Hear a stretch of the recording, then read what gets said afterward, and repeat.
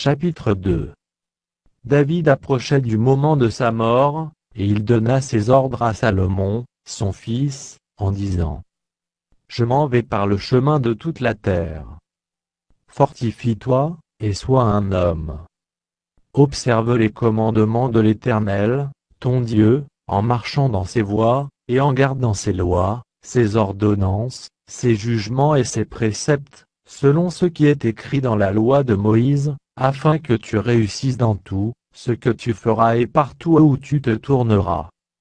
Et afin que l'Éternel accomplisse cette parole qu'il a prononcée sur moi, si tes fils prennent garde à leur voie, en marchant avec fidélité devant moi, de tout leur cœur, et de toute leur âme, tu ne manqueras jamais d'un successeur sur le trône d'Israël. Tu sais ce que m'a fait Joab, fils de Tseruja, ce qu'il a fait à deux chefs de l'armée d'Israël, à Abné, fils de Ner, et à Amasa, fils de Jéthé. Il les a tués, il a versé pendant la paix le sang de la guerre, et il a mis le sang de la guerre sur la ceinture qu'il avait au rein, et sur la chaussure qu'il avait au pied. Tu agiras selon ta sagesse, et tu ne laisseras pas ses cheveux blancs descendre en paix dans le séjour des morts. Tu traiteras avec bienveillance les fils de Barziaï, le Galaadite, et ils seront de ceux qui se nourrissent de ta table, car ils ont agi de la même manière à mon égard, en venant au-devant de moi lorsque je fuyais à Absalom, ton frère. Voici, tu as près de toi Shimei, fils de Guéra, Benjamite, de Bachurim. Il a prononcé contre moi des malédictions violentes le jour où j'allais à Mahanaïm. Mais il descendit à ma rencontre vers le Jourdain, et je lui jurai par l'Éternel, en disant: Je ne te ferai point mourir par l'épée. Maintenant, tu ne le laisseras pas impuni, car tu es un homme sage, et tu sais comment tu dois le traiter. Tu feras descendre ensanglantés ses cheveux blancs dans le séjour des morts. David se coucha avec ses pères, et il fut enterré dans la ville de David. Le temps que David régna sur Israël, fut de 40 ans. À Hébron il régna 7 ans, et à Jérusalem il régna 33 ans. Salomon s'assit sur le trône de David, son père, et son règne fut très affermi. Adonijah, fils d'Agit, alla vers Bathsheba, mère de Salomon.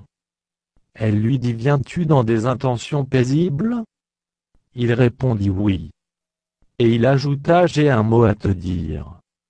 Elle dit: Parle. Et il dit: Tu sais que la royauté m'appartenait, et que tout Israël portait ses regards sur moi pour me faire régner. Mais la royauté a tourné, et elle est échue à mon frère, parce que l'Éternel la lui a donnée. Maintenant, je te demande une chose, ne me la refuse pas. Elle lui répondit: Parle. Et il dit: Je te prie, au roi Salomon, car il ne te le refusera pas, qu'il me donne pour femme Abisha, la Sunamite. Bathsheba dit: Bien, je parlerai pour toi au roi. Bathsheba se rendit auprès du roi Salomon, pour lui parler en faveur d'Adonijah. Le roi se leva pour aller à sa rencontre, il se prosterna devant elle, et il s'assit sur son trône. On plaça un siège pour la mère du roi, et elle s'assit à sa droite. Puis elle dit: J'ai une petite demande à te faire, ne me la refuse pas. Et le roi lui dit: Demande, ma mère, car je ne te refuserai pas. Elle dit qu'Abisha, la Sunamite, soit donnée pour femme à Adonijah, ton frère. Le roi Salomon répondit à sa mère: Pourquoi demandes-tu Abisha, la Sunamite, pour Adonijah? Demande donc la royauté pour lui, car il est mon frère aîné, pour lui, pour le sacrificateur Abiatar, et pour Joab, fils de Tseruja. Alors le roi Salomon jura par l'Éternel, en disant: Que Dieu me traite dans toute sa rigueur, si ce n'est pas au prix de sa vie qu'Adonijah a prononcé cette parole. Maintenant, l'Éternel est vivant, lui qui m'a affermi et m'a fait asseoir sur le trône de David, mon père, et qui m'a fait une maison selon sa promesse, aujourd'hui Adonijah mourra. Et le roi Salomon envoya Benajah, fils de Jojada, qui le frappa, et Adonijah mourut. Le roi dit ensuite au sacrificateur Abiathar, va-t'en à Anathoth dans tes terres, car tu mérites la mort.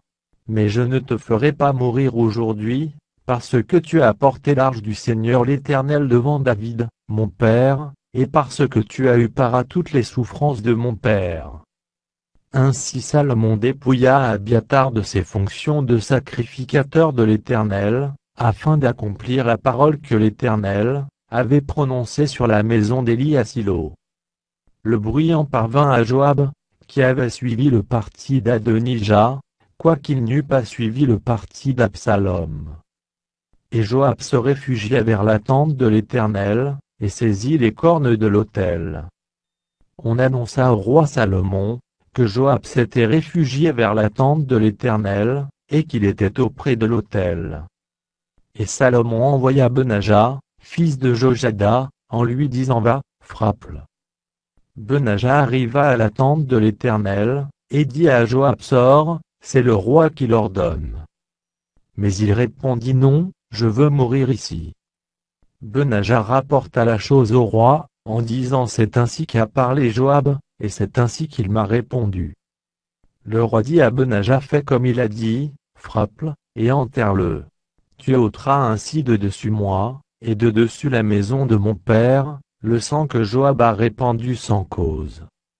L'Éternel fera retomber son sang sur sa tête, parce qu'il a frappé deux hommes plus justes et meilleurs, que lui et les a tués par l'épée, sans que mon père David le sût Abné, fils de Ner, chef de l'armée d'Israël, et Amasa, fils de Jéthé, chef de l'armée de Juda.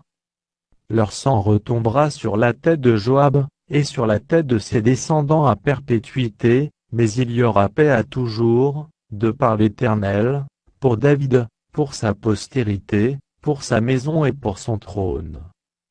Benaja, fils de Jojada, monta, frappa Joab, et le fit mourir. Il fut enterré dans sa maison, au désert. Le roi mit à la tête de l'armée Benaja, fils de Jojada, en remplacement de Joab, et il mit le sacrificateur Tsado à la place d'Abiathar. Le roi fit appeler Shimei, et lui dit bâtis-toi une maison à Jérusalem, tu y demeureras, et tu n'en sortiras point pour aller de côté ou d'autre. Sache bien que tu mourras le jour, où tu sortiras et passeras le torrent de Cédron. Ton sang sera sur ta tête. Shimei répondit au roi c'est bien, ton serviteur fera ce que dit mon seigneur le roi. Et Shimei demeura longtemps à Jérusalem. Au bout de 3 ans, il arriva que 2 serviteurs de Shimei s'enfuirent chez Akish, fils de Maaka, roi de Gath. On le rapporta à Shimei, en disant voici, tes serviteurs sont à Gath. Shimei se leva, sella son âne, et s'en alla à Gath chez Akish pour chercher ses serviteurs. Shimei donc s'en alla, et il ramena de Gath ses serviteurs. On informa Salomon que Shimei était allé de Jérusalem à Gath, et qu'il était de retour.